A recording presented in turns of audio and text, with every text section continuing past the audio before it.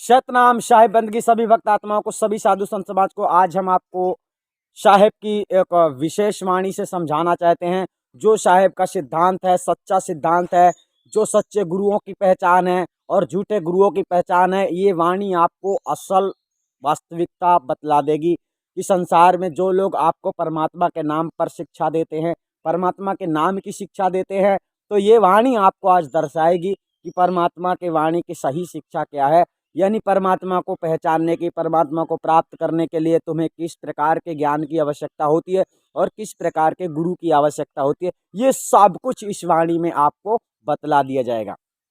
तो वाणी क्या कहती है? संतो बीजक मत परवाना। सदगुरु कबीर साहब अपने जिज्ञासु संत भक्त जनों को शिक्षा दे रहे हैं अपनी तरफ से कि जो आने वाली पीढ़ी है, भक्त समाज है, उन लोगों को तुम कैसी शिक्षा दोगे? तो कह रहे हैं कि बीजक सिद्धांत में शिक्षा देना।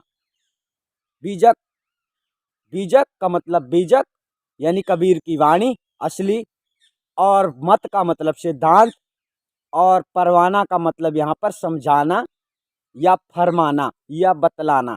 यानी किस आधार पे आपको ज्ञान प्राप्त होता है इस संसार में। कोई नानक जी की वाणी लेकर नानक जी की वाणी के आधार पे आपको समझाता है, कोई गरीबदास की वाणी के आधार पे समझाता है, कोई मुलुक दास की वाणी के आधार पे समझाता है, कोई दादू साहब, अनेक भिन्न भिन्न जितने संसार में पाए जाते हैं तो सब कोई एक आधार लेकर चलता है। कोई गीता के आधार पर चलता है, कोई बाइबल के आधार पे चलता है, कोई वेदों के आधार पे चलता है, कोई शास्त्रों के आधार पे चलता है। इसी प्रकार से हर कोई किसी न किसी आधार से ज्ञान को समझता है। लेकिन सदगुरु कबीर साहब ने अपने ज्ञान की, मोक्ष की प्राप्ति के लिए किस आधार की बात कही है। यानी आप किस आधार पे चलेंगे तो सच्चे ज्ञान को समझ पाएंगे, सच्चे गुरु को समझ पाएंगे और सच्चे शिष्य बन पाएंगे और सच्ची मुक्ति को प्राप्त हो पाएंगे। ठीक है, तो सदगुरु ने यहाँ पर कहा है संतो बीजक मत परवाना, यानी बीजक सिद्धांत को समझाना। तो आपको क्या समझना है? संसार में लोग तो बहुत कुछ समझाते हैं, लेकिन आपको क्या समझना है? आपको बीजक सिद्धांत को समझना है और बीजक सिद्धांत के आधार पे आपको चलकर मोक्ष की प्राप्ति करना है। दूसरा कोई रास्ता नहीं है। यानी बीजक सिद्धांत जो कह रहा है उसे स्वीकार कर लेने में ही तुम्हारी भलाई है। उसमें किसी प्रकार से प्रश्न खड़े हो तुम्हारे अंदर तो तुम स्वयं ही अपने आप को समझ लो कि तुम अभी चंचल हो, तुम्हारा मन चित्त चंचल है, वो स्थायी नहीं है। पहले स्थायी कर लो और परमात्मा के वचनों पर सवाल करना वृथा है, उसे मान लेना ही तुम्हारी भलाई है। ठीक है, तो आगे चलते हैं कि बीजक का शब्द यानी सदगुरु कबीर साहब की असली वाणी क्या कह रही है और संसार के लोग क्या कह रहे हैं। इस वाणी से आपको समझ में आ जाएगा। सदगुरु की वाणी कहती है संतो बीजक मत परवाना, अर्थात बीजक सिद्धांत की शिक्षा देना।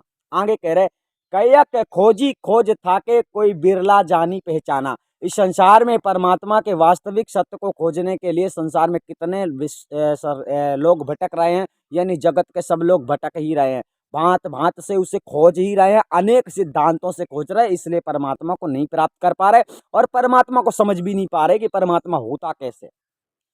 यानी आधी अधूरी शिक्षा आपको दी गई है। बीजक सिद्धांत ऐसा है कि बीजक आपको ज्ञान में पूर्ण कर देता है, आधी अधूरी शिक्षा नहीं देता है। बीजक आपको पूर्ण कर देता है। पूर्ण शिक्षा यानी पूरा का पूरा, अधूरा नहीं। अब आप लोगों को सब कुछ बताया जाता है, छोटी मोटी बातें, गहरी गहरी बातें, लेकिन जो मूल ज्ञान होता है ना वो नहीं बताया जाता। और मूल ज्ञान की शिक्षा आपको बीजक से प्राप्त होती है। मतलब मूल क्या है आप पहले से ही पहचान लोगे कि मूल क्या है और कैसा होता है, तो पाखंडी गुरुआ लोग फिर आपको भ्रमित नहीं कर सकते। अब आपने आधी अधूरी शिक्षा को जानी है, यानी पाखंडी गुरुओं से गलत ज्ञान को सही समझ लिया है, अब आपको बीजक ही झूठा लगता है।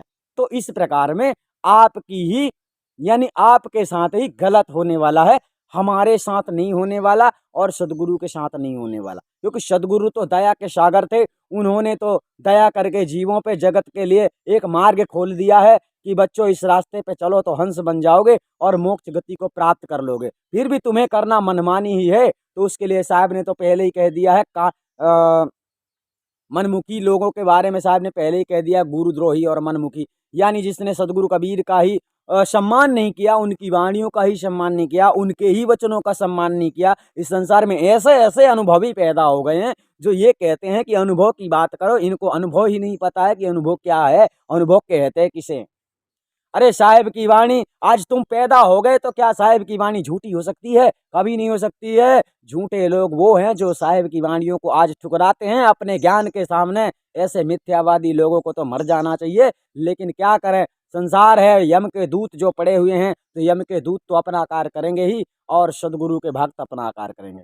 तो आइए चलते हैं। यहाँ पर सदगुरु कहते हैं, कैयक खोजी खोज थाके, कोई बिरला जानी पहचाना। यानी सदगुरु के कबीर साहब के सिद्धांत को कोई बिरला ही पहचान पाता है। कबीर साहब का सिद्धांत तो सत्य मार्ग है, तुम्हारे अंदर से झूठ जाता नहीं है और तुम कबीरपंथी बने रहते हो, यही आपको समझ में नहीं आता है। कोई बिरला जानी पहचाना, अगर आप बिरले हो, करोड़ों में एक हो, अरबों खरबों में एक हो, तो बिरले माने जाओगे। और सत्य को तुमने धारण कर लिया है, असत्य को त्याग कर दिया है, तो तुम बिरले माने जाओगे। यानी संसार में खोजने वाले उसे खोजते खोजते थक गए, कोई बिरला ही मेरे मार्ग को समझ पाता है, पहचान पाता है। ठीक है, कोई बिरले जानी पहचाना, बीजक सिद्धांत। ठीक है, आगे चलते हैं। चारों युग और निगम चार और गावे शेष अपारा। ठीक है, हाँ हाँ हाँ, चारों युग और निगम चार और गावे ग्रंथ अपारा, विष्णु विरंच रुद्र ऋषि गावे शेष न पावे पारा। चारों युग यानी युगों युगों से, युगों, जब से सृष्टि उत्पन्न हुई है, जब से जीव झमेले में पड़ गया है, तब से सकल देवी देवता गण समस्त सृष्टि के, यानी जो चारों युग मतलब चारों युग में। और निगम शब्द जो आया है यहाँ पर, निगम शब्द से यानी धरती पाताल 14 भुवनों में विचरित जितनी आत्माएं हैं, भक्त आत्माएं जो भटकने लगी हैं, काल निरंजन के जाल में फंसकर पीड़ित होने लगी हैं, वे सभी परमात्मा के गुणगान करती हैं, यानी कि स्मरण करती हैं और खोजने का प्रयास करती हैं। लेकिन कहाँ उनको नसीब है, जब तक मनुष्य का तन प्राप्त नहीं होता है तब तक ये मौका नहीं मिलता है। तो सदगुरु ने यही कहा है कि ये पार न पावे और गावे ग्रंथ अपारा, यानी समस्त ग्रंथ, जो जितने ग्रंथ साहिब के यानी परमात्मा की खोज के लिए जितने ग्रंथ बनाए गए हैं, प्रचलित किए गए हैं संसार में, उन्होंने भी उसका पार नहीं पाया है। यानी सभी उसी की महिमा गाते हैं, लेकिन उसका पार कोई नहीं पाया है। यहाँ पर विष्णु विरंच रुद्र ऋषि गावे, विष्णु विरंच रुद्र ऋषि गावे और शेष न पावे पारा। इसका अर्थात यहाँ पर आप लोगों को समझ लेना है कि बड़े से बड़े देवी देवता गण गंधर्व खोज खोज कर उसको हार गए, लेकिन उसका पार किसी ने नहीं पाया है। यहाँ पर छोटे से शब्दों में हम और आपको समझा देते हैं कि यहाँ पर साहब ने एक वाणी पर, हम दूसरी जगह की वाणी से उठाकर आपको समझाना चाहते हैं। यहाँ पर हमने आपको बतला दिया, विष्णु विरंच रुद्र ऋषि गावे शेष न पावे पारा, अर्थात आपको समझ लेना है कि आदि से उत्पन्न हुए जो देवी देवता गण गंधर्व भी उसका पार नहीं पा सके। तुम कितने बड़े योगी हो गए और तुमको कौन सा विधि विधान किस पाखंडी ने बतला दिया है कि तुम उसे प्राप्त कर लोगे? सो उसके पाने का कोई भी विधि विधान नियम कानून नहीं है कि उससे तुम मिल सकते हो। स्वयं से की बात यहाँ पर चल रही है। साहब ने यहाँ पर कहा है, शब्द बिना सुरती आंधरी कहो कहाँ को जाए, पार ना पावे शब्द का फिर भटका खाए। जब आपको साहब ने सीधे शब्दों में कह दिया कि सुरती उसका पार नहीं पा सकती है, वो अपार है, यानी उसका पार सुरती नहीं पा सकती है। पार न पावे शब्द का, उस शब्द का पार सुरती नहीं पा सकती, यानी उसे पकड़ ले, उसे समझ ले अपने आप से, यह सुरती के बस की बात नहीं है। इसीलिए साहब ने कहा, शब्द शब्द सब ही कहे वह तो शब्द विदें, जिभ्या पर आवे नहीं निरख परख कर लें। जब आप वेदी गुरु की शरण में जाते हैं तो उस ज्ञान को, उस चार शब्द को, उस नी अक्षर भेद को, उस विदेह नाम को आपको यानी परख लेना चाहिए कि जो गुरु मुझे दे रहा है सही वस्तु दे रहा है कि नहीं। जो गुरु मुझे मंत्र दे रहा है उस मंत्र में कहीं अक्षर तो नहीं है। बिना अक्षर का मंत्र आपको गुरु से लेना है, वही अकह नाम अकह शब्द और सार शब्द कहलाता है। तो उस शब्द का पार सुरती कभी नहीं पाने वाली है। साहब के शब्दों को पहले समझ लो कि शब्द बिना सुरती आंधरी, शब्द बिना सुरती आंधरी कहो कहाँ को जाए, पार ना पावे शब्द का फिर भटका खाए। फिर भटका खाए का मतलब यह है कि जिस मनुष्य ने इस संसार में गुरु भेदी गुरु से सार शब्द की प्राप्ति नहीं की है, वो खोज में लगा हुआ है, तो ये सुरती के बस की बात नहीं है कि उस शब्द को वो खोज लेगी और फिर अंत काल में जाकर 84 में ही भटका खाएगी, यानी लौटकर फिर 84 पुनः चली जाएगी। इस अहंकार में मनुष्य जो घूम रहा है कि मैं खोज लूंगा, तो यहाँ पर आपको बताया जा रहा है कि बीजक भी कह रहा है और हम भी कह रहे हैं, हम जानते हैं इसलिए कह रहे हैं, हम तो प्रमाणित उसके लिए साबुत हैं कि उसे कोई पार नहीं पा सकता जब तक वेदी गुरु आपको नहीं लखाता है, यानी दूसरा कोई रास्ता आपके पास नहीं है। तो अब यहाँ पर आपको समझाया जा रहा है, साहिब की वाणी है, और हाँ, इस वाणी को आप लोग लिख भी सकते हैं और लिखने के बाद भी आप इसमें सार आसार को समझ सकते हैं। सदगुरु की वाणी कहती है, कोई निर्गुण सरगुण ठहरावे, कोई निर्गुण सरगुण ठहरावे, कोई ज्योति बतावे, नाम धनी को सब ठहरावे, रूप को नाही लखावे।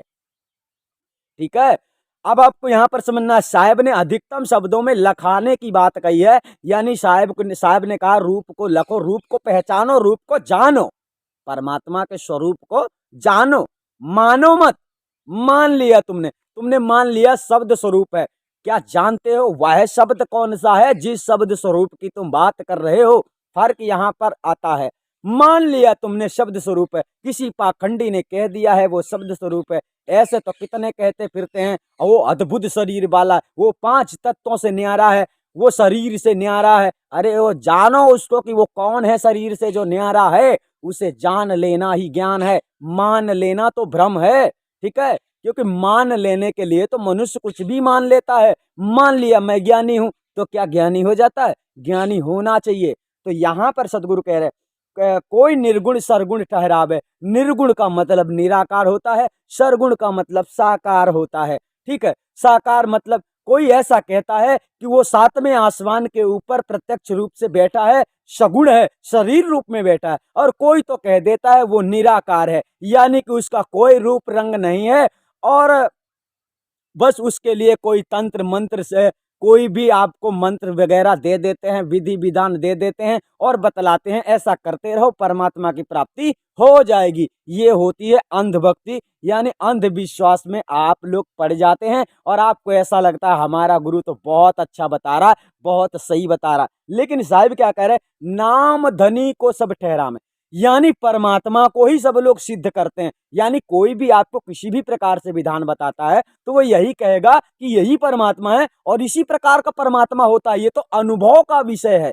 चूतिया लोग ऐसे आप लोगों को चूतिया बना देते हैं और आप लोगों को पता भी नहीं चलता। आपको ऐसा लगता है कि बहुत अच्छा बता रहा, यानी अनुभव नाम की वस्तु को क्या तुमने जाना है? अनुभव किसे कहते हैं? इसीलिए भ्रमित होते रहते हो। तो यहाँ पर सदगुरु कहे नाम धनी को सब ठहरा, यानी इस संसार में सब लोग जो भी मंत्र देते हैं वो यही कहते हैं इसी से परमात्मा की प्राप्ति होती है। कोई तो कहता है यही परमात्मा। तो रूप को नाही लखा में, साहब ने कहा नाम धनी को सब ठहरा में, रूप को नाही लखा में। तो जो परमात्मा का स्वरूप है, यही हमने कहा है संतों का काम है लखाना, तुम्हारा काम है लखना। अगम अपार लखय कहीं भांति अलख अपार लखय कहीं भांति अलख लखय अलखय की जाति। अलखय की जाति, अलख कौन है? अलख सुरती है, और वो अपार है जिसका पार किसी ने नहीं पाया, तो उसको कैसे लखेगा?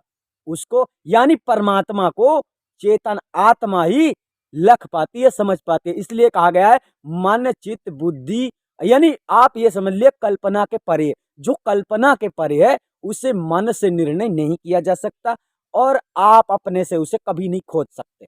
ठीक है, आपकी बुद्धि जहां तक जाती है वो मन है, और मन के परे जो ज्ञान आपको मिलता है गुरु से भेदी, वही सार शब्द सच्चा है। ठीक है, तो यहां पर सदगुरु कहे नाम धनी को सब ठहरा में, रूप को नहीं लखा में, यानी आपको परमात्मा का रूप का दर्शन कोई नहीं कराता है कि इस प्रकार का परमात्मा होता है। लेकिन आदि अनादि मुक्ति पंथ में आपको उस पार ब्रह्म परमात्मा स्वरूप के दर्शन होते हैं कि वो कैसा होता है, उसे जान लो जिसके बारे में अभी तुम बात कर रहे थे। ठीक है, आगे चलते हैं।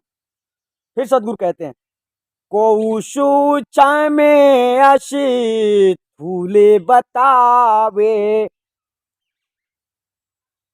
हाँ, यहाँ जो एक सेकंड, कोई निर्गुण सड़गुण ठहरावे, कोई ज्योति बतावे। जी हाँ, इस ब्रह्मांड में जो लोग कुछ लोग संसार में ध्यान कराते हैं तो जो ज्योति के दर्शन होते हैं तो कुछ लोग उसको भी बतलाते हैं कि वही परमात्मा स्वरूप अखंड स्वरूप है, अर्थात वो ज्योति स्वरूप एक अद्भुत विशाल प्रकाश जो दिखता है। यानी बॉडी के अंदर जब मनुष्य ध्यान करता है तो बॉडी के अंदर जब सूरत आत्मा भटकती है, इस ब्रह्मांड में भटकती है, तो निरंजन अपनी चेतन शक्ति से वहां ज्योतियां प्रकट कर देता है। उस ज्योतियों को प्रकट कर देने के बाद में आप लोग जो देखते हैं, आप लोगों को लगता है यही परमात्मा है, जबकि आपको यही नहीं पता है कि आत्मा और परमात्मा का एक ही स्वरूप है। जब तक तुम लोग दूसरे को देखते हो तब तक तुम ये समझो कि तुम्हें आत्मज्ञान नहीं हुआ है। तुमने तो केवल अभी दूसरे को देखा है, खुद को नहीं देखा। इसीलिए साहब ने कहा है आत्म चीन परमात्म चीन है। आत्मा को पहचान ले बेटा, परमात्मा को तू नहीं पहचान सकता है। अर्थात आत्मा को तूने पहचान लिया तो परमात्मा को पहचान लिया। तो संसार में तुम लोग, ये तो ज्ञान है नहीं कि तुम्हें स्वयं की पहचान करने के लिए साहिब ने कहा, तो स्वयं की पहचान तुम्हारे बस की बात नहीं है। इसीलिए भेदी गुरु तुम्हें स्वयं की पहचान, निज नाम, तुम्हारा ही असली स्वरूप ज्ञान तुम्हें देता है, उसे ही निज नाम कहा जाता है। निज नाम का मतलब तुम्हारा स्वयं का निज का स्वरूप तुम्हें गुरु देता है, इसलिए वो जगत में श्रेष्ठ माना जाता है। लेकिन नहीं, इस संसार में लोग गुरु की परंपरा को ही भूल गए हैं। गुरु को मानुष जानते चरणामृत को पानते, नर नर के जाएंगे जन्म जन्म होए स्वान। जिसने गुरु को कुछ और ही समझ लिया है, गुरु को उसने परमात्मा नहीं समझा है। जिसने ऐसा समझा है कि गुरु तो कुछ भी नहीं होता है, परमात्मा होता है, तो परमात्मा गुरु के अधीन रहता है। ध्यान रहना चाहिए, वो परमात्मा गुरु ही है। क्यों? क्योंकि गुरु के बिना परमात्मा नहीं मिल सकता है। आगे चलते हैं। नाम धनी को शब ठहरा में, रूप को नहीं लखा में। इसका मतलब आपने समझ लिया कि संसार उसी की बात करता है। देखो ना, इस संसार में कोई राम, कोई कृष्ण, कोई हनुमान, सब बातें करते हैं पर मिलाता कोई नहीं है। हम कहते हैं हनुमान की ही बातें करते हैं। हनुमान से ही मिलने की कोई ऐसी युक्ति साधना बताओ, समय सारणी बताओ कि हनुमान मिले। लेकिन ऐसा नहीं होता, वो तो उनकी इच्छा होगी तो मिलेंगे। यही हम कहते हैं कि जो सच्ची शिक्षा पार ब्रह्म परमात्मा कबीर साहब के अनुसार जो मिलती है, वो शिक्षा आपको प्रैक्टिकल रूप से मिलती है। यानी परमात्मा कबीर साहब ने जो शिक्षा भक्तों को दी है, सार शब्द दिया है, वो प्रैक्टिकल दिया है, छुपा नहीं दिया है। परंतु हाँ, छुपाने के लिए कहा है, हर किसी को देने के लिए नहीं कहा है। अब ये संतों की महिमा होती है, किसके ऊपर वो प्रसन्न हो जाते हैं और किसको दे देते हैं, और किसको मुक्त कर सकते हैं, किसको नहीं कर सकते हैं, ये सब गुरु के ऊपर मौजूद है, यानी निर्भर है। क्योंकि तुम चाहोगे भी और तुम्हें वो ज्ञान जब अगला व्यक्ति देगा ही नहीं, तो तुम भटकते ही रहोगे अपने अभिमान घमंड में। इसलिए गुरु की शरणों में अधीन होकर रहना चाहिए और हमेशा प्रार्थना करनी चाहिए, ताकि आपको वो सारी वस्तुएं प्राप्त हो जाएं। इस संसार में तो ऐसे ऐसे लोग फिर रहे हैं, उन्हें ऐसा लगता है कि हमने सब कुछ जान लिया, बस एक सार शब्द की कमी है, तो बस सार शब्द मिल जाए हमारा काम पूरा हो जाए। अरे तुमने अपने अपने तन के, अपने मन के, अपने शरीर के कोई दाग धोए हैं अभी तक? तुमने क्या ऐसा कर लिया है? पता नहीं, जन्म जन्म के दाग तुम्हारे लगे हुए हैं, उसको धुलो। उसको जब तक ज्ञान रूपी जल से धुलते नहीं, साफ नहीं करते, सेवा जब तक नहीं करते, तब तक तुम्हारी अंतर्गत के दोष नहीं मिटते हैं। ध्यान रहे, जब आप दोषी बन जाते हैं ना, वो एक कर्ज हो जाता है। कर्ज, तुमने किसी के साथ गलत किया, वो एक तुम्हारा कर्ज हो जाता है। और वो कर्ज तुम कैसे अदा करोगे? सेवा से ही वो कर्ज अदा हो जाता है। लेकिन सेवा का भावार्थ मनुष्य नहीं समझता है। तो यहाँ पर हम आगे आगे चलते हैं। अब चलते हैं, अर्थात आपको ये समझ लेना है कि लोग परमात्मा की बात करते हैं, लेकिन आपको परमात्मा से मिला नहीं पाते, परमात्मा के स्वरूप का दर्शन नहीं कराते। आगे चलते हैं, वाणी कहती है, कोई सूक्ष्म स्थूल बतावे, कोई अक्षर निज साचा। ठीक है, कोई सूक्ष्म स्थूल बतावे, कोई अक्षर निज साचा। अब स्थूल का मतलब क्या होता है? स्थूल का मतलब यही है, जिस प्रकार से पत्थरों की मूर्ति होती है, पत्थर स्थूल माने जाते हैं। हम लोग भी स्थूल शरीर के हैं, परंतु हम चेतन हैं, पत्थर अचेतन है।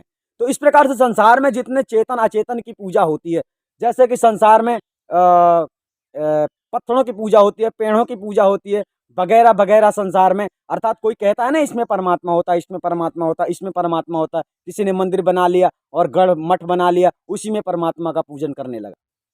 सो साहेब यहाँ पर कहते हैं कोई सूक्ष्म स्थूल बतावे, कोई तो सूक्ष्म बतलाता है परमात्मा को, कोई कोई सूक्ष्म बतलाता है। कहते हैं कि परमात्मा यही है मगर तुमको दिखता नहीं है। अब ले कैसे देखोगे, कैसे जानोगे वो क्या है जिसको तुम देख नहीं पाते हो।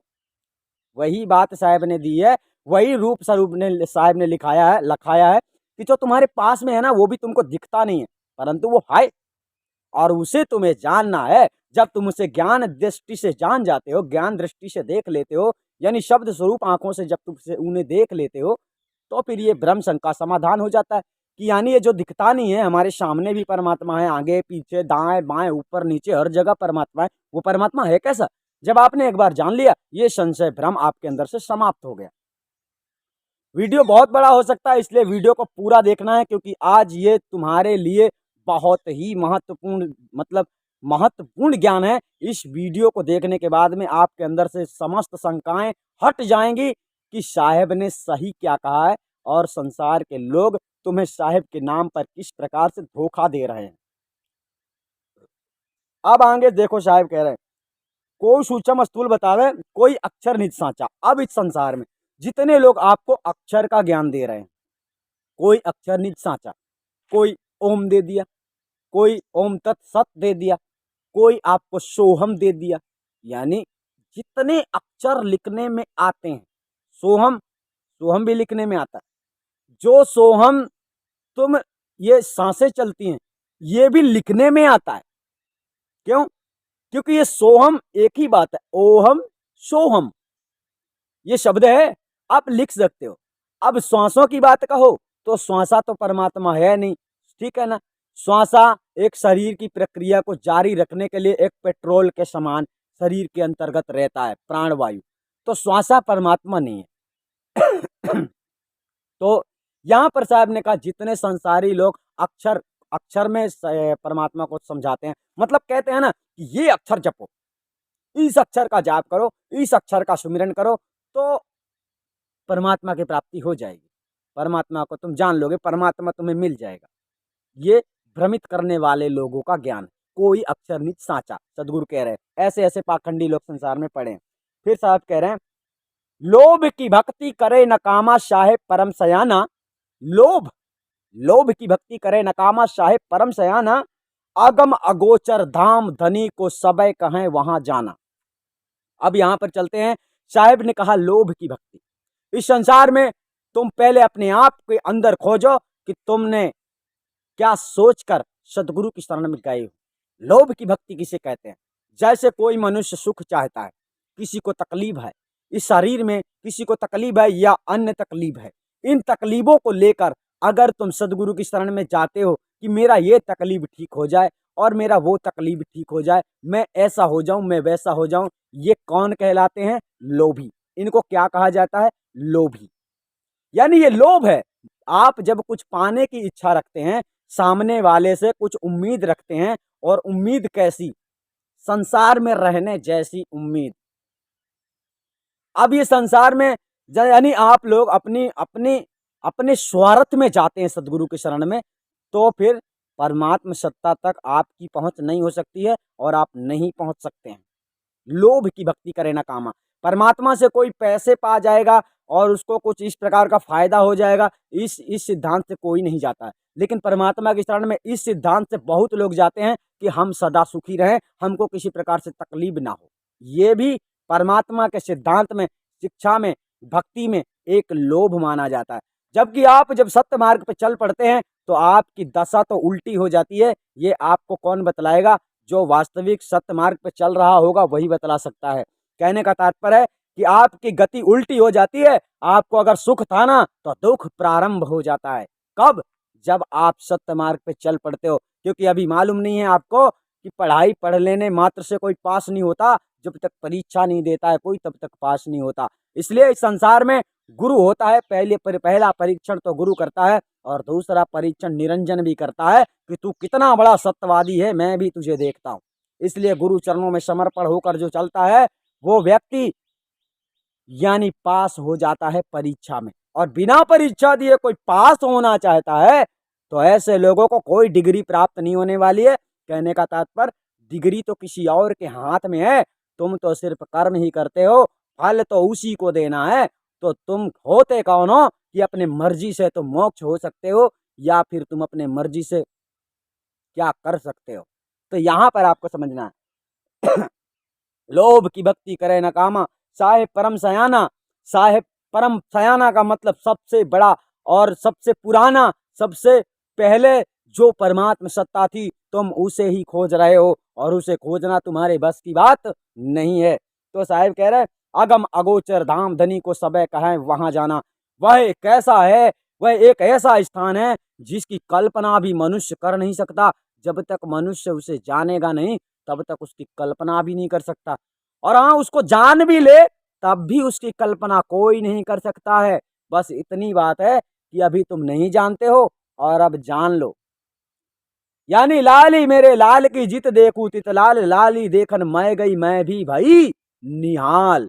कहने का तात्पर्य है उसका पार किसी ने नहीं पाया है और ना ही कोई पा सकता है। इसीलिए अपने अंदर अहंकार घमंड को खत्म करके सदगुरु की शरण में जाकर अरदास करते रहना चाहिए कि हे साहब कृपा करो और मुझ तुच्छ को, मुझ दास के ऊपर कृपा करके मुझे कृतार्थ करो, यानी मेरा जीवन सार्थक हो जाए, मेरे जीवन का कल्याण करो। आप लोगों के पास दूसरा ऐसा कोई रास्ता नहीं है, कोई ऐसा किताब नहीं है जिसे पढ़ के तुम्हें ज्ञान हो जाएगा। समझ गए। मूल ज्ञान के लिए आपको भेदी गुरु के चरणों में ही सिर रखना पड़ता है, दूसरा कोई रास्ता नहीं। अगम अगोचर दान धनी को दाम धनी को सब है कहाँ वहां जाना। अर्थात सर्वत्र जगत के भक्त लोग जितने पीड़ित होते हैं, जिन्होंने निरंजन की महामाया को समझ लिया है, अर्थात समझ लिया है कि इस संसार में तो बहुत दुख होता है, इस संसार से हमें छूटना चाहिए, इस संसार से हमें मुक्ति होना है, मोक्ष की जितने संसार में लोग भावना रखते हैं, ये सभी लोग वहां जाना चाहते हैं। परंतु जाना तो चाहते हैं पर रास्ता बताओ तो चलते ही नहीं, और जब चलते ही नहीं हो तो पहुंचोगे कैसे, यहां पर समझना। आगे समझते हैं। इसी के आगे कहा है साहब ने, दिखाए न पंथी मिले नहीं पंथी, ढूंढते और ठिकाना, को ठहरावे शून्य की ना, ज्योति के परिमाण। अब यहां पर दिखाए ना पंथ, मतलब आपको रास्ता नहीं दिख रहा है कि रास्ता कौन सा है उस मंजिल में पहुंचने का, यानी परमात्मा तक पहुंचने का रास्ता क्या। दिखाए ना पंथ मिलाए नहीं पंथी, मतलब आपको सही रास्ता बतलाने वाला आपको कोई मिल नहीं रहा है, सच्चा सतगुरु नहीं मिल रहा है। दिखाए आपको तो दिख नहीं, दिखाए ना पंथ मिलाए नहीं पंथी, ठीक है ना, आपको रास्ता दिख नहीं रहा है। और दूसरी बात है कि आपको कोई मिल भी नहीं रहा है जो आपको सही रास्ता बतला दे। ठीक है, तो साहब कह रहे ढूंढत और ठिकाना, यानी परमात्मा जिस प्रकार से नहीं मिलने वाला है उस प्रकार से ढूंढ रहे हो कि मुझे मंजिल प्राप्त हो जाए। तो सदगुरु कह रहे ढूंढत और ठिकाना, और को ठहरावे शून्य की ना ज्योति, ज्योति एक परमाना। कोई तो कहता है शून्य ब्रह्मांड के अंदर वह परमात्मा ज्योति स्वरूप है, उसी के दर्शन कर लो, वही परमात्मा है, उसी को देख लेने से, दर्शन कर लेने से मोक्ष की प्राप्ति होती है। सो यहाँ पर साहब कह रहे कोई ठहरावे। अब ये जो कोई वाली बात आ गई तो फिर ये समझ लो कि साहब इस बात के लिए मना कर रहे हैं कि बेकार चीजें हैं, इनकी बातों में मत आओ। आगे चल रहे, यानी ज्योति होती प्रकाश को परमात्मा बतलाने वाले जितने संसार में हैं, आप लोगों को ये समझना है कि ये लोग आत्मज्ञान नहीं कराते, ये मिथ्या बातें कराते। आपके सामने बहुत बड़ा विशाल शरीर रूप सम्राट पर मतलब कोई निरंजन का स्वरूप खड़ा हो जाए, तुम तो उसी से भयभीत होकर बोलोगे यही परमात्मा, चरणों में गिर पड़ोगे। तो वो तो तुम्हारे साथ क्या क्या कर सकता है पता भी नहीं है। परंतु हाँ, जब तुम्हें आत्मज्ञान हो जाएगा ना, जिस समय आपको आत्मज्ञान हो जाएगा ना, इस संसार की कोई भी शक्ति तुम्हारे साथ छल करने का प्रयास नहीं करेगी। अगर छल करने का प्रयास करेगी ना, उसका विनाश हो जाएगा। तुम्हें अभी पता नहीं है सत्य का पावर क्या होता है और सत्य मार्ग में चलने वाला व्यक्ति कैसा होता है। सत्य मार्ग में चलने वाला व्यक्ति के अंदर भय नहीं होता, यानी जय भय से भाव लोक डरत है, सो भय हमरे नाही। कहने का तात्पर्य है जो आत्मज्ञानी होता है ना, उसके अंदर भय नाम की वस्तु नहीं होती है, भय उसे नहीं होता है। अब आगे चलते हैं। कोई ठहरावे शून्य की ना ज्योति एक परमाना। अब आगे चलते हैं। कोई कहे रूप रेख नहीं वाके, धरते कौन को ध्याना। साहब ने कहा कोई कहे रूप रेख नहीं वाके, धरत कौन को ध्याना। अब यहाँ पर बात आ रही है, कोई कोई संसार में कहता है उसका तो कोई रूप नहीं है, वो तो बिना रूप का। कोई कहे रूप रेख नहीं वाके, धरत कौन को ध्याना। जो लोग ध्यान कर रहे हैं, आप लोग एक बात बताइए, आप लोगों को ध्यान करने के बारे में बता दिया गया है, ठीक है ना। आप लोग ध्यान करो, ध्यान करने से ऐसा होगा, वैसा होगा, फलाना होगा, ढिमका होगा। जब साहब ने कह दिया, जब तुमको रूप रंग साहब का पता ही नहीं है कि परमात्मा कैसा है, तो किसका ध्यान धरते हो। ये बहुत विचारणीय वस्तु है। साहब स्वयं कह रहे हैं कि जिसको तुम जानते ही नहीं हो, कोई कहे तुमको किसी ने बता दिया है उसकी रूप रेखा नहीं है, ऐसा नहीं वैसा नहीं, यानी रूप रेखा भी तुमको नहीं बताया, और तुम जब उसे जानते ही नहीं हो तो धरत कौन को ध्यान है, यानी आप किसका ध्यान करते हो। जब आपको पता ही नहीं है किसका ध्यान करते हो, तो आपको वृथा में ध्यान नहीं करना चाहिए, क्योंकि ये रास्ता गलत है, बेकार है, साहब के अनुसार गलत है। अगर आप कबीरपंथी हो तो ध्यान करना छोड़ देना आज के बाद। साहब कहते हैं कोई कहे रूप रेख नहीं वाके, धरत कौन को ध्याना। फिर आगे कह रहे हैं रोम रोम में प्रगट करता, काहे भरम भुलाया। आगे कह रहा है रोम रोम में प्रगट करता, काहे भरम भुलाया।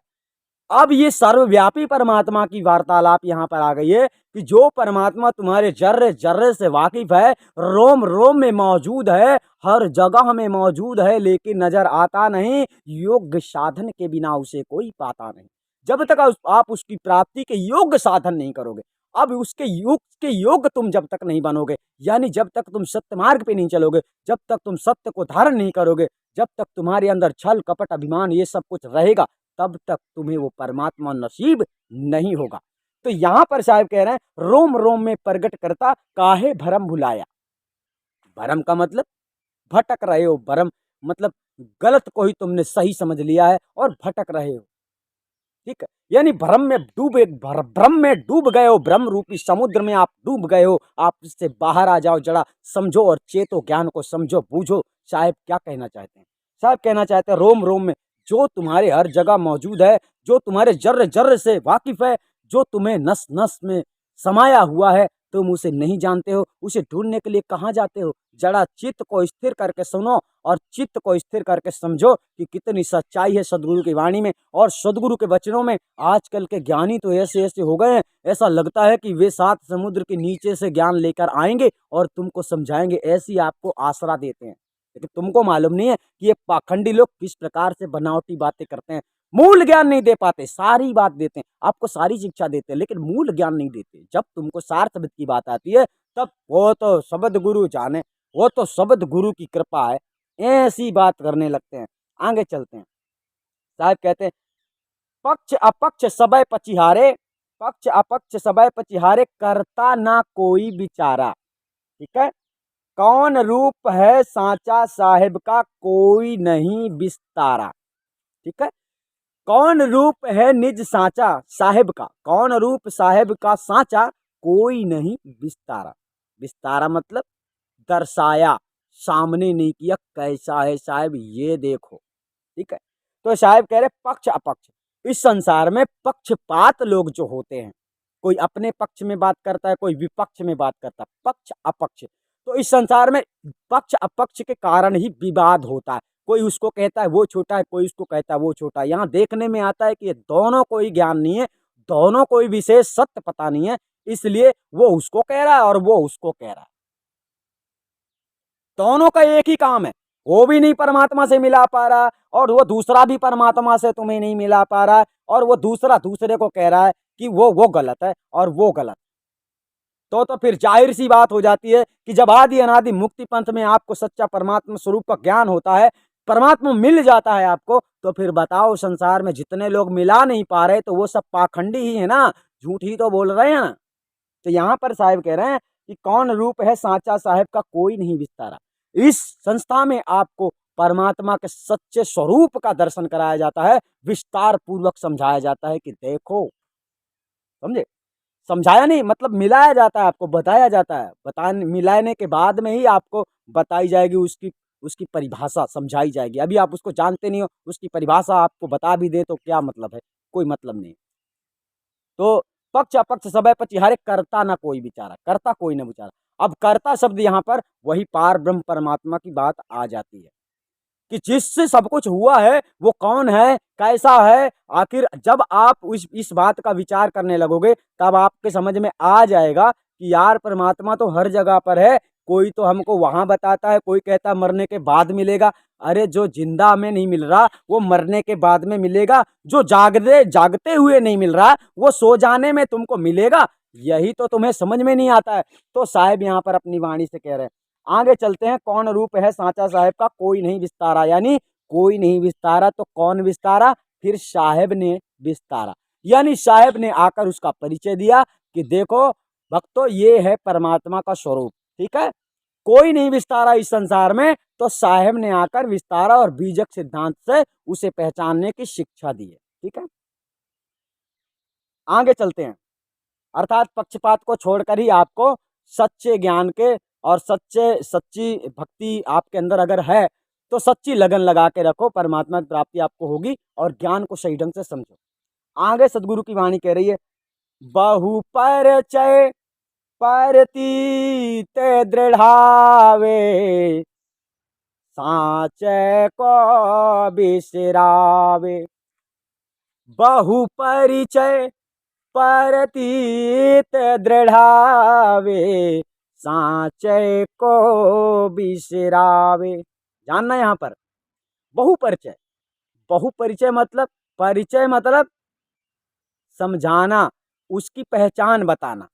अब तुमको संसार में बहुपरिचय प्रतीत दृढ़ावे, प्रतीत मतलब विश्वास होता है, दृढ़ावे मतलब आपको यानी विश्वास दिलाता है कि यही सत्य है। तो इस संसार में बहुत प्रकार से लोग आपको समझाते हैं परमात्मा की लीला ऐसी है, परमात्मा ऐसा है, परमात्मा वैसा है, आपको स्वरूप दर्शन नहीं कराता। बहुपरिचय प्रतीत दृढ़ावे, बहुत प्रकार से आपको उसका परिचय देते हैं, यानी उदाहरण रूप में समझाते हैं कि परमात्मा ये है, परमात्मा ये है, और सांचे को बिसरावे, सांचे को भूल जाते हैं, यानी सत्य को तो वो जानते ही नहीं है, तो फिर भूलने की बात ही नहीं है। यानी उन्होंने गलत कोई झूठ मान बैठा है तो अब सच्चे की खोज ही नहीं है उनको। अगर उनको पता चल जाए कि हम अभी असत्य को ही सत्य समझ रहे हैं तो वो आज भी खोजना स्टार्ट कर देंगे कि सत्य क्या है। लेकिन नहीं, उन्होंने असत्य को ही सत्य समझ लिया है तो उनकी खोज पूरी हो गई है, इसलिए उन्हें सत्य से कोई मतलब नहीं है। जो वो जानते हैं पाखंडी लोग उसी को सत्य समझते हैं और आपको भी सत्य समझाते हैं, परंतु सत्य से परिचय नहीं करवा पाते, सांचे को बिसरावे। अब उनका हाल क्या होगा साहिब की वाणियों के अनुसार आगे समझते हैं। बहु परिचय प्रतीत दृढ़ावे, सांचे को बिसरावे। आप यही समझ लो कि सत्य को बिसरावे, यानी सत्य नहीं बोल पाते हैं संसार में लोग, परमात्मा का क्या परिचय देंगे। यानी सत्य बोलना भी इनकी जुबान में ताकत नहीं है कि ये सत्य बोल सकते हैं, सत्य तो पता ही नहीं है ना। तो आगे चलते हैं। कल्पत कोट जुगन युगवा गए, दर्शन कतहु ना पावे। कल्पत कोट जुगन युगवा गए, दर्शन कतहु ना पावे। किसके बारे में कह रहे हैं? ये सदगुरु के वचन है, हमारे नहीं है कि हम तुमको श्रापित कर रहे हैं। ये साहेब की बात चल रही है। जो अज्ञानी लोग, मूर्ख लोग आप लोगों को शिक्षा देकर असत्य को ही सत्य बतलाते हैं, उनकी दुर्दशा का वर्णन कर रहे हैं साहब कि इनकी तो ऐसी की तैसी हो जाएगी। कहने का मतलब है युग युग ये कल्पेंगे और तड़पेंगे, इनको भयानक तकलीफ होगा। कहने का तात्पर्य है कल्पत कोट, हाँ यहाँ पर समझो, कल्पत कोट जुगन जन्म, कल्पत कोट जन्म युगबा गए, दर्शन कतहु न पावे। साहब ने कहा इनको कभी दर्शन नहीं होने वाला है। किसके? परमात्मा के। जो आप लोग, आप आम इंसान हैं, गुरु भक्ति मतलब भक्ति करते हैं आप लोग, तो मतलब आप लोगों को पता नहीं है, तो आप लोगों का उतना बड़ा दोष नहीं माना जाता है। फिर भी दोषी आप भी माने जाते हैं कि तुमने गलत को ही सही मान बैठे हो, तो दोषी आप भी बन जाते हो। लेकिन तुम लोगों के लिए ये रास्ता नहीं है।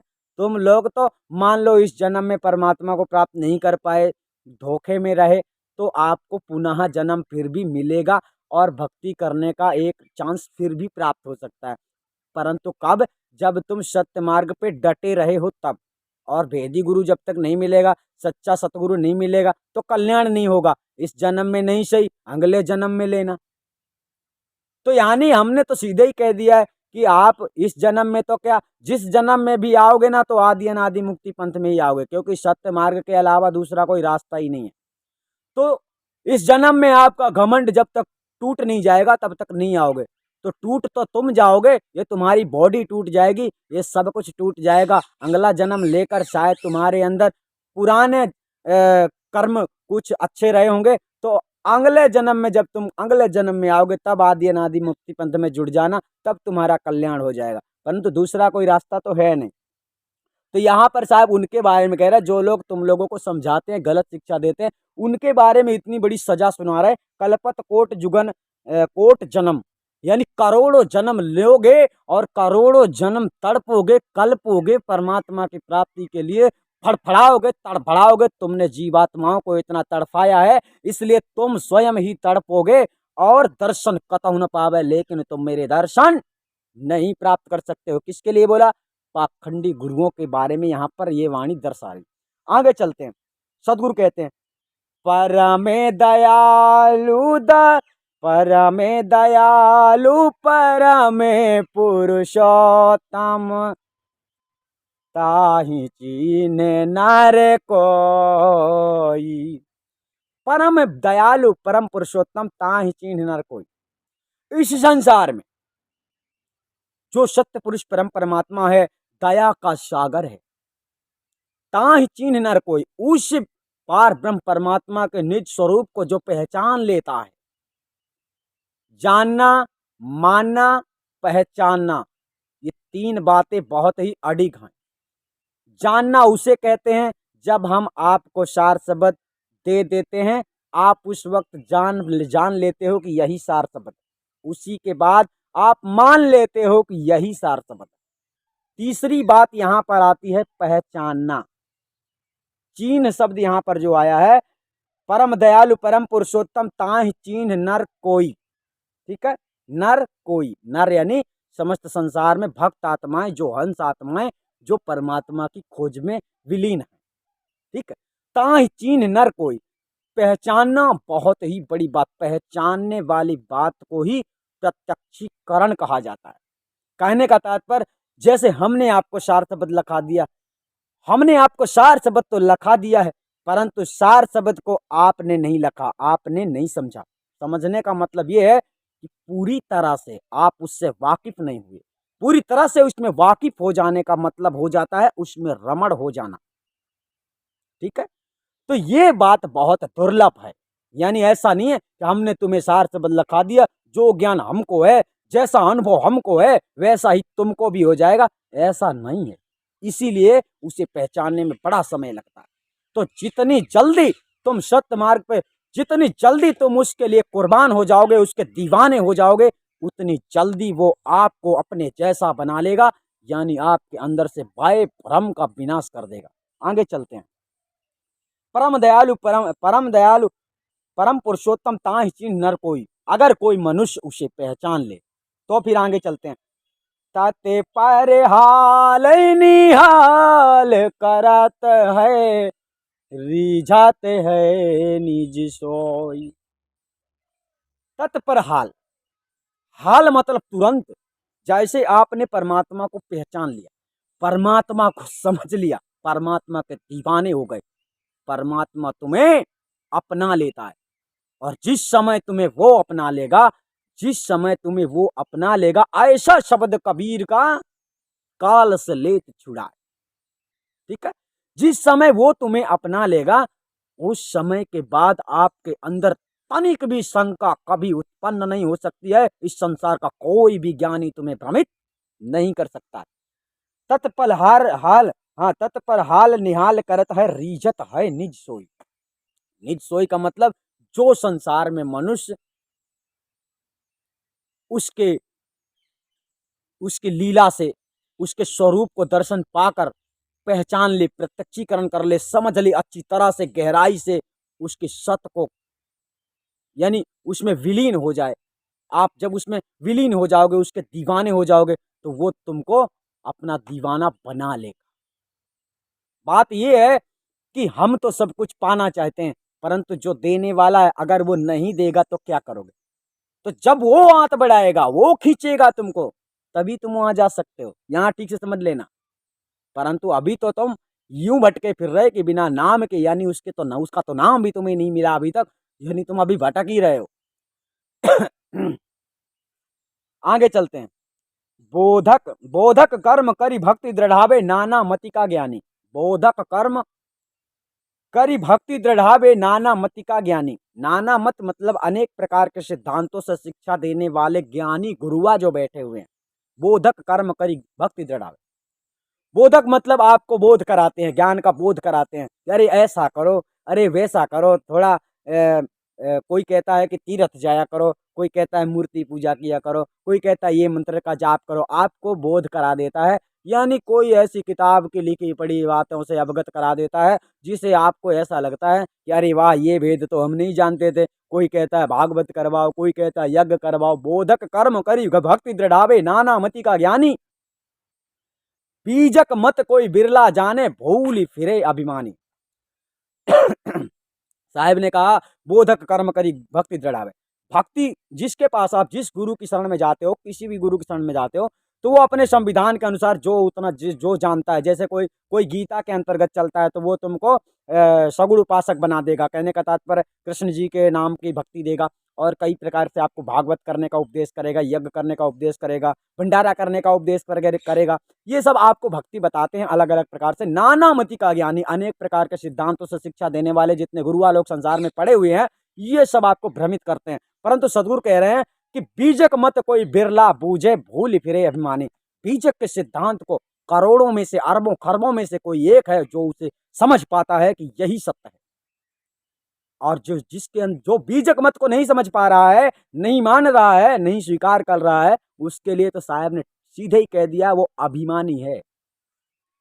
और आपको आदि अनादि मुक्ति पंथ से सिवाय बीजक के कोई ज्ञान नहीं दिया जा रहा है। यानी आपको यहाँ पर ऐसा लगे तुम्हें कि हम अभिमान करते हैं, हम अभिमान से ज्ञान दे रहे हैं, सो आपके अंदर ये गलत प्रेमी है। अभिमान वो है, अभिमानी वो है जो बीजक को मानता नहीं है, जो बीजक सिद्धांत पे चलता नहीं है और अपने आप को कहता है कि मैं कबीर पंथी हूं। कबीर पंथी होना सहज नहीं है। आना कबीर पंथ में खाला का घर नहीं है, समझ गए। आते हैं शूरवीर जिन्हें दुनिया में डर नहीं है। तो यहां पर साहब ने कहा बीजक मत कोई बिरला बूझे। पहले तो आप ये समझ लो कि साहब ने बीजक का ही जिक्र क्यों किया, क्योंकि साहब की पर्सनल वाणी, साहब के पर्सनल वचन बीजक में है। और साहब ने किसी को आदेश ही नहीं दिया है आणी बाणी लिखने पढ़ने का, फालतू में मतलब उठपटांग अलग से वाणियां बनाने का। तो हम तो आपको जो समझा रहे हैं साहब की ओरिजिनल वाणी बता रहे हैं। और हम जो कभी कभी वाणियां लिखते भी हैं तो साहब की मर्यादा में लिखते हैं, यानी साहब की बात ना कट जाए, हम ऐसा ही लिखकर वाणियां आप लोगों को सुनाया करते हैं। तो इस संसार में ऐसे ऐसे पाखंडी ज्ञानी मौजूद हो गए हैं, यानी ऐसी ऐसी किताबें लिखकर चले गए हैं, मर गए हैं, जिनको लोग संत कहते हैं, जिनकी वजह से संसार आज भक्त आत्माएं भटक रही हैं, सदगुरु के वचनों को स्वीकार नहीं कर रहे हैं। ऐसे ऐसे पापी लोग जिनको संत कहते हैं, यानी जिन लोगों के वचनों को सुनकर मनुष्य भटक रहा है, फंस गया है, अच्छी बुरी तरह से फंस गया है, आज निकलना मुश्किल हो गया है, उनको संत कहते हैं लोग। हमें तो घिन आती है ऐसे संतों के नाम सुनकर, जिनकी वाणी सुनकर लोग भ्रमित होकर घूम रहे हैं, आज तक सत्य का पता नहीं पाया, सच्चा ज्ञान क्या है, सच्ची शिक्षा को नहीं जाना। वो तो संत थे, वो तो संत थे, वो तो संत थे। अरे कौन संत हैं? हमने जब आपको सच्चे शब्दों में कह दिया कि सदगुरु कबीर साहब ने उसके बराबर, उससे बड़ा दयालु संसार में कोई नहीं हो सकता है, यानी हम भी नहीं हो सकते। हम कौन होते हैं? हम तो उसके माध्यम से खड़े किए गए एक पुतले हैं, समझ लो कि आपको माध्यम बना के, हमको माध्यम बना के आपके सामने खड़ा कर दिया है और हम बड़र बड़र कर रहे हैं। सो आपके समझ में आए ना आए हम क्या जाने, लेकिन साहब का सिद्धांत बतला रहे हैं हम आपको। हम ये नहीं जानते तुम भक्ति कर पाओगे कि नहीं कर पाओगे। भक्ति करना बड़ा दुर्लभ है, क्योंकि हम उसी मार्ग पे चल रहे हैं। हम भक्ति नहीं कर रहे, फिर भी हम चल रहे हैं, चल तो रहे हैं, क्योंकि हमारा भी एक सत्य मार्ग है, हम उसके नहीं छोड़ सकते हैं। हमें मुक्ति उक्ति से कोई मतलब नहीं रहता है, मुक्ति से मतलब तुम्हें है, और अगर तुम्हें मुक्ति से मतलब है तो मुक्ति के मार्ग में चलना पड़ेगा। साहब ने कहा है बीजक मत कोई विरला बूझे भूल फिरे अभिमानी, यानी जो अभिमानी होता है वो भूला भटकता फिरता। यानी बहुत लोग तो ऐसे हैं, इस चैनल में आते हैं, 2 4 10 सत्संग सुने और भाग जाते हैं। इस चैनल में जो नहीं ठहर पाते, बीजक का ज्ञान उनको सूट नहीं करता है, तो ऐसे मारीज लोग यहाँ थोड़ी ठीक होंगे। यानी किसी किसी को अमृत ही जहर लगता है तो भागेगा। तो माया के गुलाम गीदड़ यहाँ नहीं रुक सकते। इस चैनल में रुकने वाला व्यक्ति परमात्मा कबीर साहब के सच्चे सिद्धांत को समझेगा और रहेगा और शरण में भी आएगा और अपने जीवन का कल्याण भी करेगा और इसके बाद में भवसागर से छूट भी जाएगा, आवागमन से सदैव मुक्त रहेगा। और जो भटकेगा, जो भूलेगा, जो भागेगा, उसका क्या होगा? उसका वही होगा कि वो फिर अगले जन्म लेगा, अच्छे कर्म किया होगा तो फिर आदि अनादि मुक्ति पंथ आएगा। क्योंकि अभी तो अंधा हो गया है पक्षपात में मनुष्य। जब पक्षपात में मनुष्य अंधा हो जाता है ना, तब उसे सत्य दिखाई नहीं देता है कि सत्य क्या है। इसलिए अपने जीवन का कल्याण चाहते हो तो अपने अंदर से पहले पक्षपात को खत्म कर दो, इसके बाद आगे मार्ग सोचो कि अब हमें क्या करना है।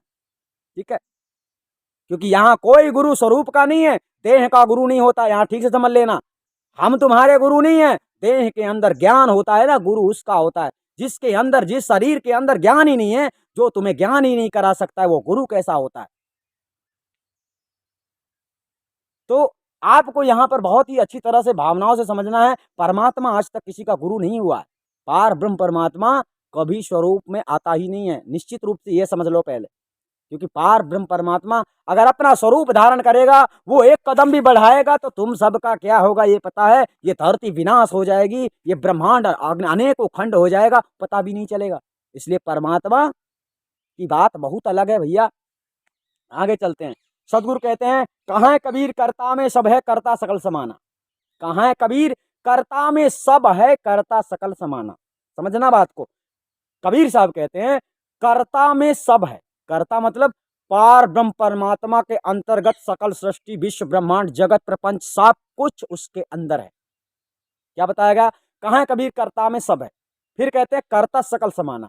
कर्ता सकल समाना मतलब पार ब्रह्म परमात्मा सब में मौजूद है, सब में समाया हुआ है। चेतन अचेतन जितनी जगत में जो कुछ तुमको दिख रहा, उस सब के अंदर वह पार ब्रह्म परमात्मा समाया हुआ है। कहाँ है कबीर कर्ता में सब है कर्ता सकल समाना। भेद बिना सब भरम परे कोई बूझे संत सुजाना। भेद मतलब यही है, नहीं जानते हो। भेद बिना सब भरम परे। सब भरम परे मतलब सब भटक रहे हैं, सब भूल गए हैं कि वो मालिक है कैसा, वो परमात्मा होता कैसे है। इधि विधि उसको तो क्या बताएं, वो क्या देवी देवता है कि तुम उसका मंत्र जाप करो तो प्रकट हो जाएगा शरीर रूप में आके। उसका असली स्वरूप बिना गुरु के प्राप्त नहीं हो सकता। हम कहते हैं तुम अच्छी भक्ति करो, खूब भक्ति करो, खाना छोड़ दो, पीना छोड़ दो, तो भी तुम्हें जब तुम्हारे ऊपर परमात्मा प्रसन्न होगा ना, तो उसमें से एक हंस आत्मा जो निर्मल होती है, जैसे कबीर साहब की आत्मा समझ लो, वो आत्मा, दिव्य आत्मा प्रकट होकर आपको गुरु बनकर परमात्मा का स्वरूप ज्ञान कराएगी कि ये परमात्मा का स्वरूप ऐसा होता है। कहने का तात्पर्य है, गुरु के अलावा इस संसार में परमात्मा को जानने के, पहचानने का दूसरा कोई जरिया रास्ता नहीं है। आप लोगों ने इस वाणी में समझा, भेद बिना सब भरम परे कोई बूझे संत सुजाना। संत हमने आपको वही कह दिया कि जो संत होता है, हम संत हैं तो हम संत ऐसे ही नहीं हो गए हैं। आत्मा परमात्मा को हम अच्छी तरह से जानते हैं और आपको भी ये जानकारी दे सकते हैं। ये बहुत ही सहज बात है। हमने कहा 3 सेकंड के अंदर, 5 सेकंड के अंदर, बिल्कुल सही कहा। ये टाइम आज तक किसी ने ज़िंदगी में, संसार में दिया नहीं है कि परमात्मा इतनी जल्दी तुम्हें मिल सकता है। लेकिन हमने क्यों दिया है? क्योंकि हम कराते हैं और इसीलिए दिया है। हम आपसे झूठ नहीं बोलते। आपसे तो क्या, हम तो किसी से झूठ नहीं बोलते। हम क्यों झूठ बोलेंगे? हम तो झूठ से नफरत करते हैं। इस बात को कोई विरला ही जानता है।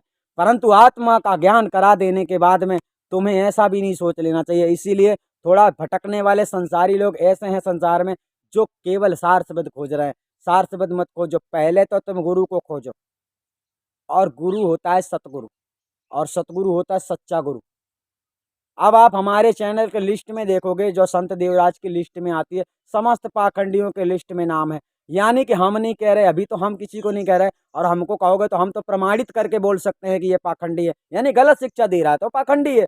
हम प्रमाणित कह सकते हैं, ऐसी कोई बात नहीं है। और हमको कोई प्रमाणित इस संसार में नहीं कर सकता है कि हम झूठा ज्ञान दे रहे हैं, क्योंकि हम इधर उधर की बातों में कहीं हमारे मुख से गलत निकल भी सकता है, लेकिन मूल ज्ञान में कभी गलती नहीं हो सकती है, क्योंकि जो मूल ज्ञान साहिब ने दिया है वही मूल ज्ञान तुम्हें आदि अनादि मुक्ति पंथ से प्राप्त होता है। आप लोग समझ पाएंगे साहिब की इस अद्भुत वाणी का चमत्कार क्या है, और इस अद्भुत वाणी से आपको बहुत सारी शिक्षा प्राप्त हो गई होगी।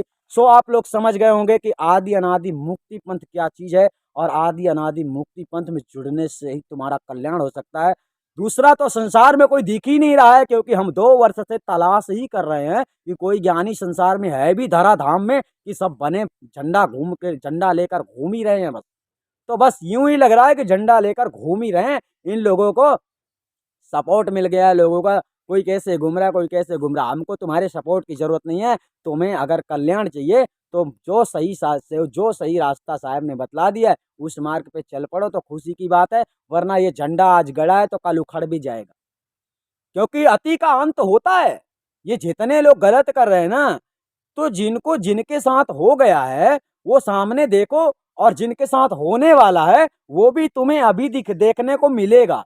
यानी कोई ये ना समझे कि मैं गलत करता जाऊंगा मुझे कोई पकड़ने वाला नहीं है, तुम्हारी ऐसी तैसी हो जाएगी। कहने का तात्पर्य है कि जो व्यक्ति गलत कर रहा है वो ये ना सोचे कि मुझे कोई रोकने वाला नहीं है, तुम्हें कब जूते पड़ जाएंगे इस बात का तुम्हें यकीन भी नहीं है। क्योंकि जितना तेजी से सत्संग आदि अनादि मुक्ति पंथ का वायरल होगा, उतनी तेजी से लोगों के अंतर्गत वो जहर फैल जाएगा। जैसे असत्य रूपी जो ज्ञान तुम लोग दे रहे हो, तो जब सत्य का ज्ञान जाएगा तो वो अमृत उनके अंदर भर जाएगा, और तुम्हारा जो असत्य ज्ञान दिया गया है वो सभी जहर बन जाएगा। तो उसे निकालने के लिए कुछ लोग तो कंट्रोल कर लेते हैं, लेकिन कुछ लोग तो तुमको जूते ही मारेंगे। यानी यही समझ लो कि जिनको तुमने धोखा दिया है, तो सब ऐसे नहीं होते कि सब छोड़ देंगे। कई प्रकार के लोग संसार में ऐसे ऐसे लोग हैं कि अपने गुस्सा को ठंडा करने के लिए लोग एक दूसरे की गर्दन काट लेते हैं। ये कलयुग चल रहा है, और कलयुग के भक्त बहुत ही खराब हैं, ये भी ध्यान रखना। यानी सभी जो पाखंडी गुरुआ हैं हम उनके लिए सचेत कर रहे हैं, क्योंकि अभी आप लोगों को बस ऐसा लग रहा है, ये धन दौलत के कारण आपको लग रहा है, अगर रोड में खड़े होते भीख मांगते तो तुम्हें पता चलता कि भक्त होता कैसे है। सच्चा भक्त तो सच्ची भक्ति तो उसके अंदर भी पाई जाती है जो रोड पे भीख मांगता है। लेकिन जो बड़े बड़े गद्दियों में बैठे हैं, जिनको आज तक ज्ञान ही नहीं हुआ आत्मा क्या होती है परमात्मा क्या होता है, जिनने बोलना भी नहीं सीखा है, उन्हें लोगों ने जगत गुरु सिद्ध कर दिया है। तो हमें कोई तर्क वितर्क नहीं रहता है, परंतु अपने बारे में सोचो कि साहब इस वाणी में दर्शा क्या रहे हैं कि अगर तुम्हें नहीं पता है तो क्यों मूर्ख बना रहे हो, यानी क्यों उल्लू बना रहे हो उन लोगों को, उन जीव भक्त आत्माओं को जिनको बेचारों को ज्ञान नहीं है। यानी लगातार उन्हें भ्रमित करते जा रहे हो, उनका धन भी खा रहे, तन भी खा रहे, मन भी खा रहे, बेचारों का सब कुछ समय मूल समय तुम खा रहे हो। क्या उनका समय वापस कर सकते हो? नहीं कर सकते हो। इसीलिए आप लोगों को क्षमा मांग लेना ही उचित है। अर्थात संसार में तुम्हारे पास दूसरा कोई रास्ता नहीं, आज नहीं तो कल तुम्हारे साथ वही होना है जिस बात से तुम डर रहे हो। कहने का तात्पर्य जो गलत सिद्धांत की शिक्षा दे रहा है वो चाहे किसी भी पंथी का हो, लेकिन उसके साथ क्या होने वाला ये तुम्हें पता नहीं है। इस संसार में भी थाना बना हुआ है, और वहां का थाना तो अजब निराला ही है। ठीक है, तो ये थाना ही तुमको यहाँ का थाना ही बता देगा कि तुम कितने मतलब सत्कर्म में चलने वाले हो कि गलत कर्म में चलने वाले हो, क्योंकि तुम कहीं भी फंस सकते हो, क्योंकि निरंजन के फंदे को जानते ही नहीं। तो विशेष बात यही आती है कि आपको जितने भक्त समाज हैं आप लोगों को सच्ची शिक्षा प्राप्त करनी चाहिए, और हमारा कोई मतलब ऐसा नहीं रहता है कि हम किसी का मतभेद द्वेष कर रहे हैं। हम कहते हैं हम अगर गलत बोलते हैं तो तुम बताओ सही क्या है, प्रमाणित करके बताओ सही क्या है, हम तुम्हारे चेले बनने के लिए तैयार। परंतु ऐसा भी कहाँ होता है। घमंडी घमंडी घमंड है उनके अंदर। तो बस जब घमंड जिसके अंदर होता है, साहब ने तो उनके लिए कहा उनको जाने दो, उनका रास्ता ही अलग, कहता कहता सब मिले गहता मिले ना कोई। तो ऐसी बात साहब ने कही है। तो साहब के वचनों को अच्छी तरह से समझो, अगर जीवन का कल्याण चाहते हो। भक्त आत्माओं से हमारा यही अनुरोध है। सतनाम साहिब बंदगी। आज की वीडियो, आज की जानकारी आप लोगों के लिए बहुत इंपॉर्टेंट है, और ये वीडियो आप लोगों को अकेले नहीं सुनना चाहिए, और लोगों के साथ सुनना चाहिए। और जितने लोग आपके कांटेक्ट में ऐसे लोग हैं जो कबीर पंथ में जुड़े हुए हैं, उन्हें शेयर करके बोलो कि इस वीडियो को पूरा से पूरा देखो, तब उनके अंदर असली भाव उत्पन्न होगा भक्ति का, कि भक्ति होता क्या है। एक बात और समझ लो, इस संसार में कोई भी व्यक्ति गुरु का महत्व नहीं समझता, इसीलिए गुरु भक्ति कोई नहीं दे रहा। गुरु भक्ति आपको आदि अनादि मुक्ति पंथ में पहली बार जगत में मिल रहा है। गुरु भक्ति आज तक किसी ने दी नहीं है। और अब कोई देगा तो समझ लेना कि वो नकली है। नकली मतलब वो नकल कर रहा है आदि अनादि मुक्ति पंथ की। ठीक है, तो गुरु भक्ति आप लोगों को यहां से दी जाती है। गुरु भक्ति के बिना आपको परमात्मा की प्राप्ति नहीं होती, क्योंकि आपको हमसे कुछ प्राप्त करना है तो आपको हमारी भक्ति ही करनी पड़ेगी, यानी हमारे बताए अनुसार ही आपको चलना पड़ेगा, तभी आपको हम वो चीज देंगे जो तुम हमसे चाहते हो। आप लोग ठीक से समझ पाए होंगे गुरु भक्ति क्या होता है। और गुरु से बड़ा परमात्मा भी नहीं माना जाता है, बल्कि गुरु कुछ भी नहीं है, परंतु परमात्मा भी कुछ भी नहीं है अगर गुरु नहीं है तो वैसे तो गुरु भी वही है और परमात्मा भी वही है। कब? जब कबीर साहब ने प्रकट होकर जगत में गुरु ज्ञानी बनकर आए तब परमात्मा का परिचय दिया। परमात्मा को तो कोई खोज नहीं पाया, परमात्मा को तो कोई पाया नहीं, तो गुरु बन के जब साहब ने दिया तो गुरु बड़े हो गए, परमात्मा छोटा हो गया। इसीलिए परमात्मा छोटा होता है गुरु से। अब आप लोग समझ पाए होंगे गुरु क्या होता है, क्यों गुरु भक्ति करनी चाहिए। सतनाम साहिब बंदगी किसी प्रकार के कंफ्यूजन में आप हमसे फोन करके संपर्क करके जानकारी ले सकते हैं। सतनाम साहिब बंदगी।